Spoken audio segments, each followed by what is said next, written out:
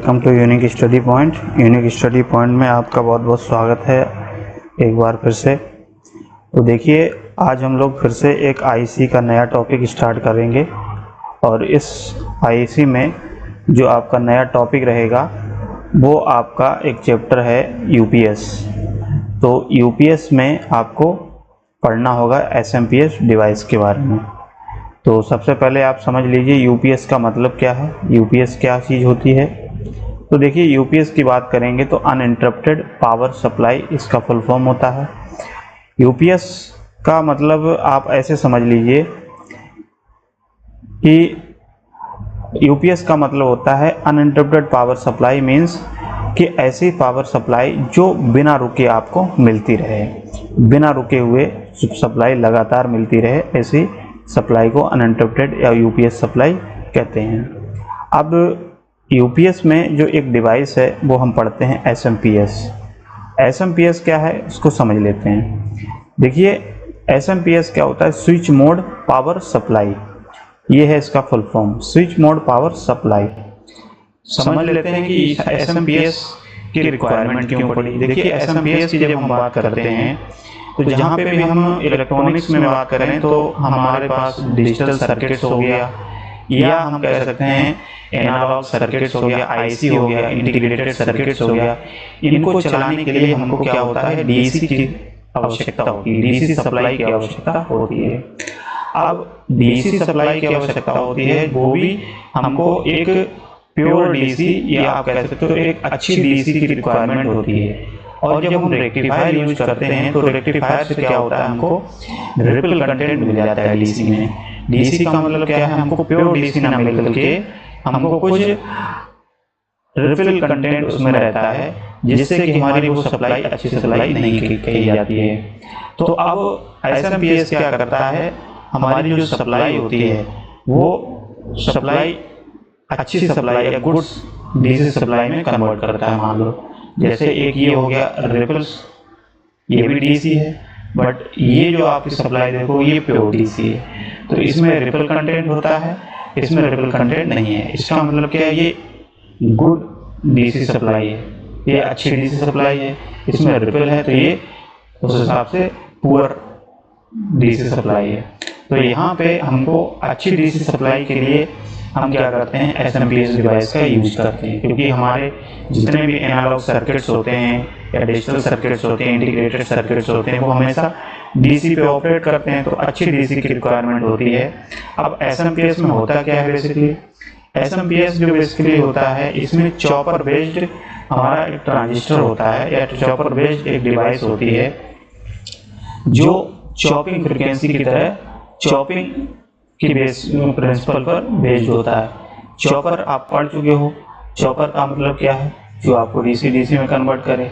तो इसमें आपको क्या किया जाता है कि यहाँ पे एक तरीके से आप कह सकते हो कि स्विच मोड पावर सप्लाई हमारा एक स्विचिंग मोड की तरह काम करता है। स्विचिंग मोड का मतलब क्या होता है, ऑन और ऑफ स्विच की तरह ये वर्क करता है।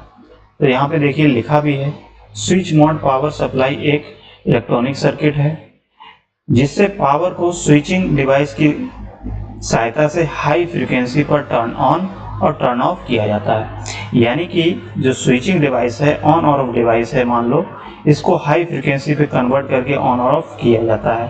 अब हाई फ्रीक्वेंसी कैसे कन्वर्ट होती है, तो इसके लिए आप क्या किया जाता है, इसमें दो कंपोनेंट लगे होते हैं, एनर्जी स्टोरिंग एलिमेंट होते हैं जो आपके इंडक्टर और कैपेसिटर होते हैं, ठीक है, जो इसमें यूज किए जाते हैं।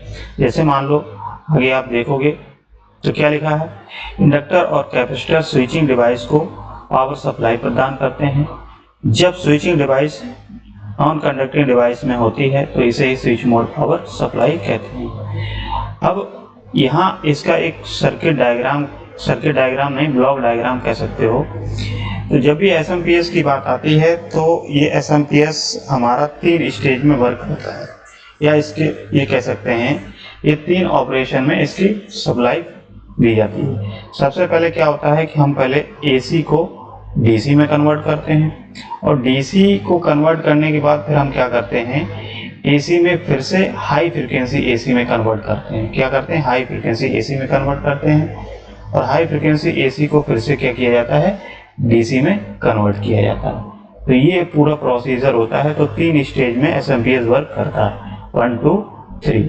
तो वही डिवाइस आपको यहाँ पे ब्लॉक डायग्राम में बताया गया। देखो 230 50 हर्ट्ज की सप्लाई इनपुट दिया आपने, रेक्टिफायर और फिल्टर लगा हुआ है एक ब्लॉक डायग्राम में।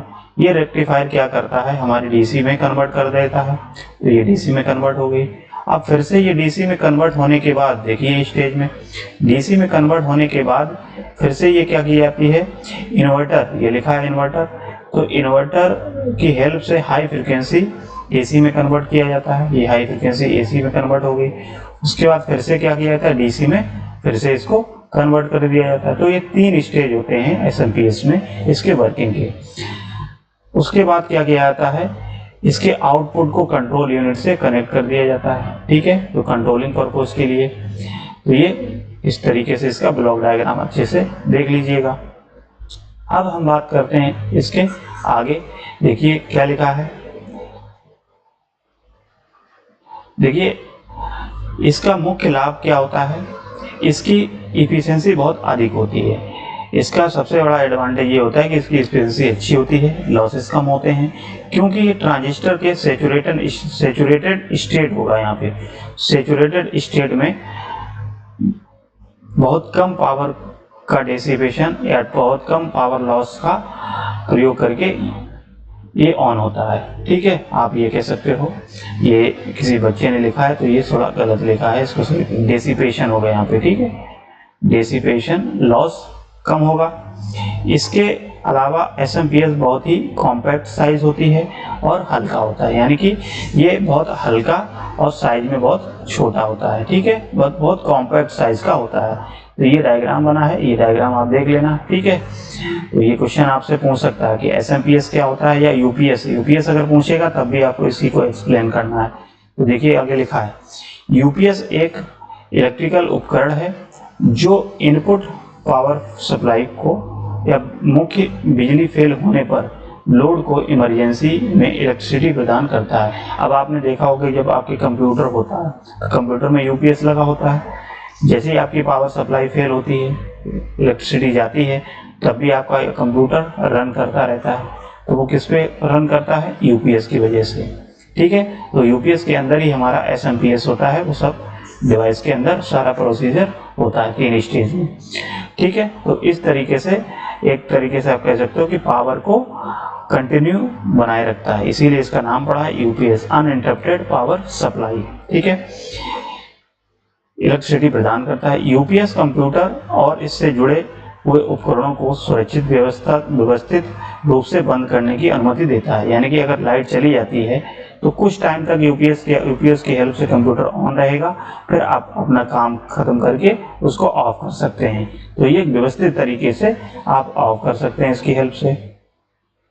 यूपीएस का आकार और डिजाइन ये निर्धारित करता है कि ये कितनी देर तक इलेक्ट्रिसिटी की आपूर्ति करेगा। यानी कि इसका यूपीएस के साइज पे डिपेंड करेगा कि यूपीएस कितने टाइम तक आपका ऑन रहेगा, कितने टाइम तक इसकी सप्लाई उसमें जाती रहेगी। वो उसके साइज पर डिपेंड करता है कि कितनी देर बाद ये अपने आप ऑफ हो जाएगा।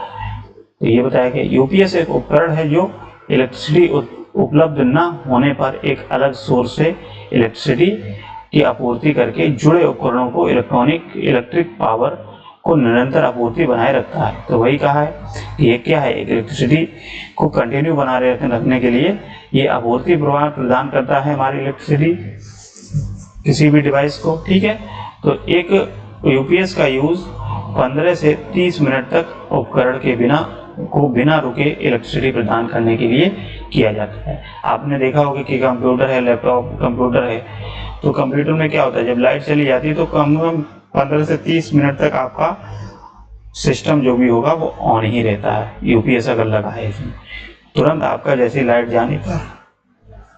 जाने पर ऑफ नहीं होता है। ठीक है, तो ये तो सारा आपका यूपीएस के बारे में था। इसी यूपीएस और एमपीएस कुछ भी आपसे क्वेश्चन पूछता है, क्वेश्चन आपसे यही पूछेगा कि या तो आपके क्वेश्चन ऐसे आएगा कि यूपीएस से आप क्या समझते हैं, यूपीएस से आप क्या समझते हैं, इसको एक्सप्लेन करिए। या आपसे पूछेगा एसएमपीएस क्या होता है, एसएमपीएस क्या होता है, इसको संक्षिप्त में बताइए। तो ये क्वेश्चन आपसे पूछेगा। अगर आपसे यूपीएस के बारे में या एसएमपीएस के बारे में कुछ भी पूछता है तो आपको यहीं पे लिखना है। ये नोट्स मैंने आपको प्रोवाइड कर ही दिया है, तो ये आप देख लीजिएगा। इसको हमको समझाना था तो वो हमने आपको समझा दिया है।